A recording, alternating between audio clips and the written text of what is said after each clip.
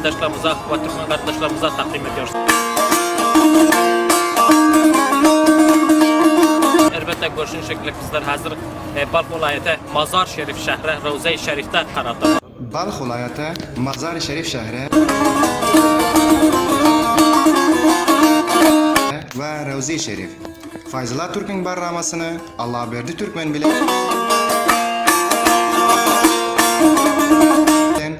Fayzullah Türk safhasından ve Türkmen Yari safhasından şenbe gece saat 10'dan sonra görücü bulun.